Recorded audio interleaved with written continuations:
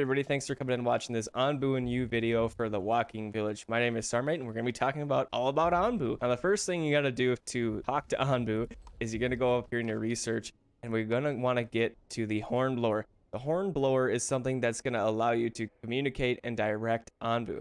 Now, that's all great and dandy unless Onbu doesn't trust you. So there's a couple of things to keep in mind. As you get started here, there's a couple of spikes around. So these are pretty good at the beginning. They are 30 stone. But if you take these spikes out, Onbu loses its trust in you. Thus, it's becoming harder to give it some suggestions on which direction you want to go. This comes in important here. So as we can see, as we're approaching this crossroads here, we have some villagers down here, which would be pretty cool to get. So if we wanted to head that direction, without the Hornblower, Onbu will just pick a direction and go. But with the Hornblower, we can do this. So we have the option for going north. You can see that road highlights, or going south. Again, the road highlights. So if we say go south, you can see down here in the bottom, Onbu has accepted our command. So we will go ahead and go down this direction once we get to the crossroads.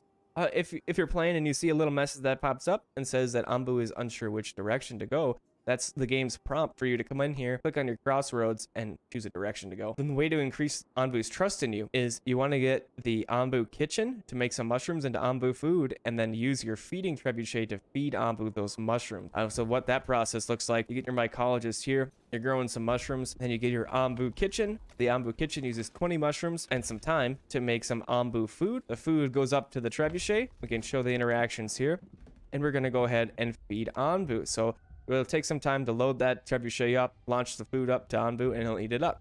There's a couple other things here. We have the constipator and the laxative.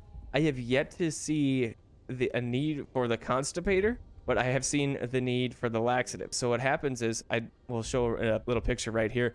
There are these gray rocks that look like mushrooms, which will back up Onbu's tummy. So we have to use the laxative to help move that. If you don't, what happens is you basically get an earthquake. So you lose a couple buildings, and then those of course will have to be repaired. So that's what the trebuchet is going to be interacting with Onbu here, and the Hornblower. A couple other things that the Hornblower does is it will direct Onbu to lie down. We can walk, run, sleep, and I'm waiting for one more, which is eat. So if we go ahead and let's say we go to the world map and we have something that's crossing our path. Sometimes it's a spore cloud, sometimes it's a little tornado or a thunderstorm. You can time it. So if you see this, spore cloud like over here, and you can hover over it, it'll show a dotted line. You can try and predict where they are going to intersect. So either maybe you turn a direction and you avoid it, or if you change Onbu's pace, maybe walk or slow or run, or even lie down and sleep and let that thing pass, you can avoid hazards. And this is a really key piece, especially if you start getting into a biome that has a lot of spores. The less amount of spores you can have on the back of Onbu, the better.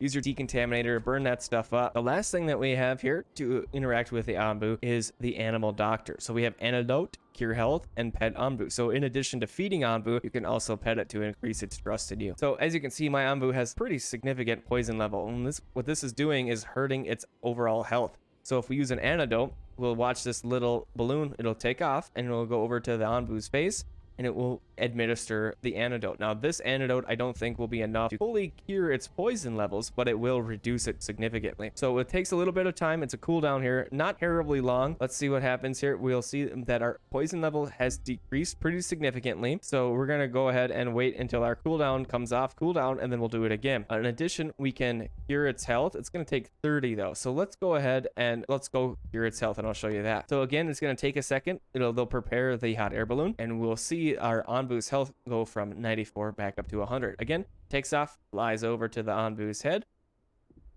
administers the herbs, and then our health will start to increase here, and there you can see it's back to 100, looking great. Now, in order to heal the rest of the poison level, we're going to need a couple more herbs. Oh, we just got them, so let's go ahead and we'll start it up.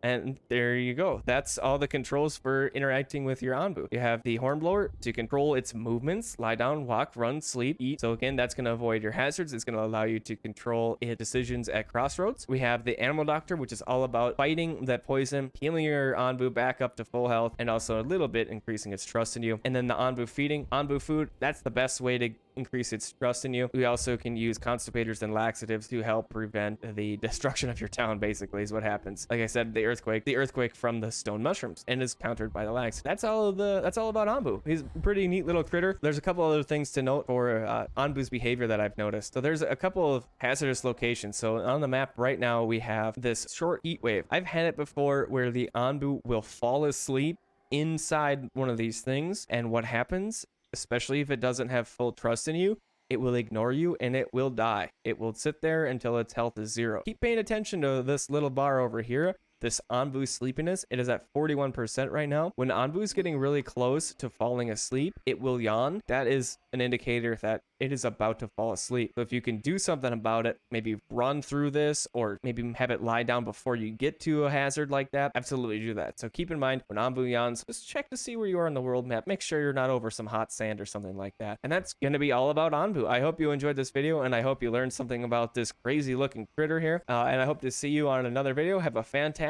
and amazing rest of your day.